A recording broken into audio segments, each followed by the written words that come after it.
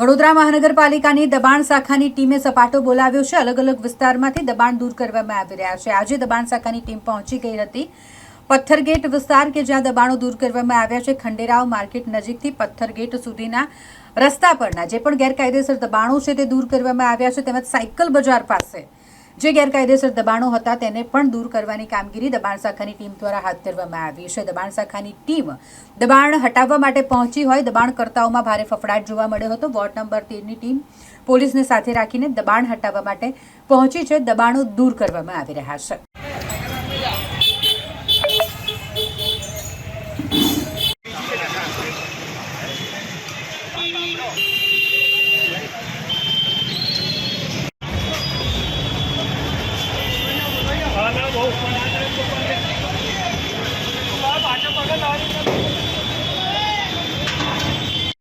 આજે વહીવટી ward number 13માં Khanderao માર્કેટની પાછળ ગુરુદ્વારાથી લઈને પથ્થરગેટ સુધીનો રૂટીન હંગામી દબાણો હટાવવાનો પ્રોગ્રામ છે।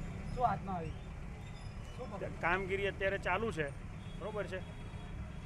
જે સામાન રોડ પર હશે એ જપ્ત કરવામાં આવશે। ટીમ આવી માર્કેટ તો માર્કેટ પર દબાણો ઉપર બેઠેલા હતા, એના દેખા ટીમના અત્યારે રૂટીન બધું હતું દબાણ એના દેખા જે વોર્ડનું રૂટીન હોય એ જ જોવાનું ને બીજું બધું અદ્રશ્ય ના ત્યાંના રૂટીન રોજના સવારના પથારા હટાવવામાં આવે જ છે। તમારી વાત બધી બરાબર, પણ જ્યારે ટીમ આવી ત્યારે પથારાલા ત્યાં જ લાગેલા હતા, ત્યારે ગાડી ત્યાં ના ઉભી રહી, ડાયરેક્ટ અહીંયા તો પ્રોગ્રામ ગયા ને ત્યાં જ ઊભી રહી ગાડી।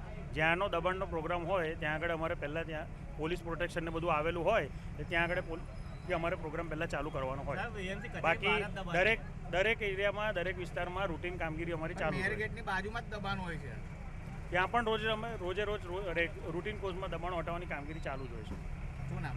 ચિરાગ શાહ। હવે સમજી શકાય સાહેબ ફોકટ ફેરો છે આજે, સોરી ફોકટ ફેરો આજે સમજી શકાય અને કારણ કે એક નાનકડી લારી હાથમાં આવી છે આટલા બધા દબાણોની વચ્ચે દબાણ જે અમને ધ્યાનમાં આવશે એ દબાણો અમે લોકો લેવાના જ છે, બરોબર છે। એવું અમે એડવાન્સમાં તમને કહી ના શકીએ કે કેટલું લઈશું ને કેટલું નહીં લેવાય। જે રોડ રસ્તામાં હશે એ દબાણ હટાવવાની કામગીરી આજરોજ હાથમાં ધરવામાં આવનાર જ છે।